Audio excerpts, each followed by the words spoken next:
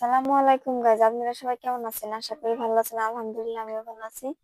আজকে রান্না করব ও সিমাই রান্না করব। দেখতে থাকুন থাকুন শক্ত করে রান্না করব।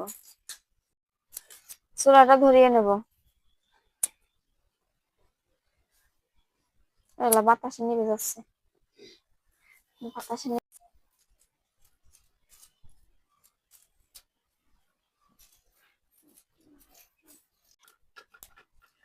সিমাইটা এখন ভেজে নেব। ভেজে নেওয়ার জন্য একটু তেল দিয়ে দেবো।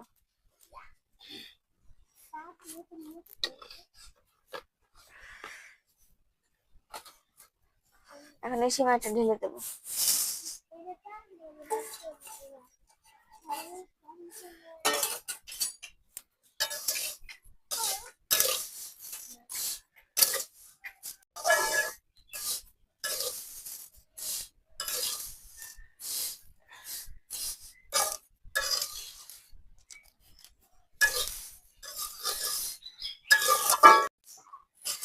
আমার সিমাইটা ভাজা হয়ে গেছে।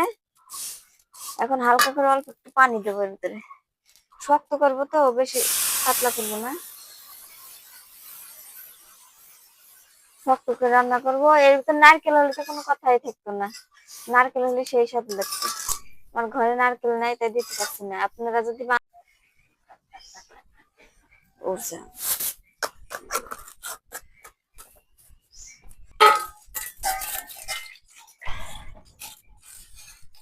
তেজপাতা দিয়ে দেবো, গরম মশলা দিয়ে দেবো,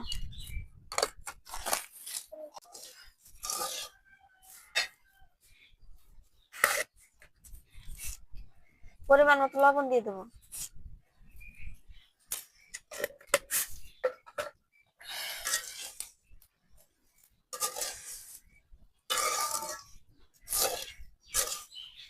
প্লেটের উপরে ঢালবো, প্লেটে যাতে না লাগে সিমাইটা, সেজন্য একটু তেল মাখিয়ে নেবো প্লেটের সাথে।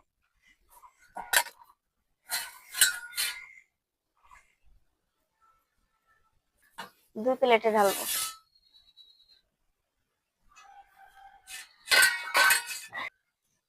প্লেটের উপর উঠায় নেবো।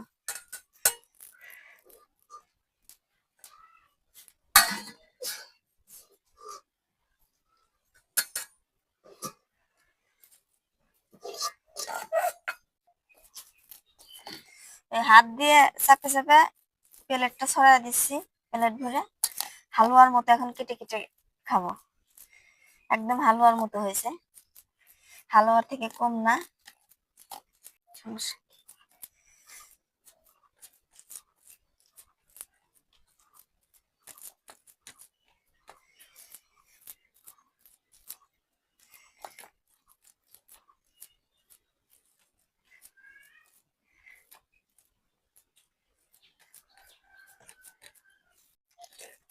এখন উপর দিয়ে কিসমিস গুলা দিয়ে দেবো, সুন্দর করে বিছাইয়া একটা একটা করে দিয়ে দেবো জায়গায় জায়গায়।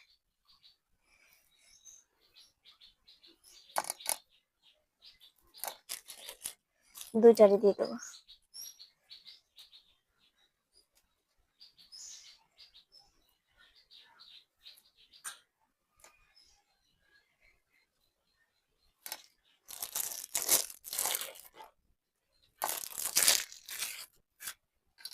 তৈরি হয়ে গেল আমার সিমাইয়ের হালুয়া। এখন এগুলা শক্ত হয়ে গেছে, এখন কেটে নেবো। ছুরিটা ভেঙে গেছে আমাদের, ছুরিটা দিয়ে কাটতে পারছি না, চামচের দিয়ে কাটবো।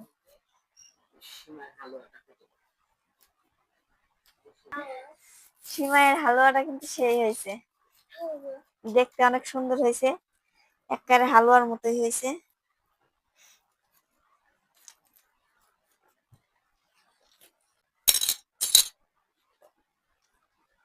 অনেক সুন্দর হয়েছে, একেবারে হালুয়ার মতো। বিসমিল্লাহ, খেয়ে দেখো। সেই হয়েছে, অনেক সুন্দর হয়েছে, অনেক মজা হয়েছে। আপনারা এই সিমাইয়ের হালুয়া ভিডিওটা কেমন লাগলো জানাবেন। আর যদি ভালো লাগে এভাবে হালুয়া বানায় খাবেন। দেখুন, সাথে থাকার জন্য ধন্যবাদ। আর ভালো লাগলে লাইক করুন, শেয়ার করে দিন।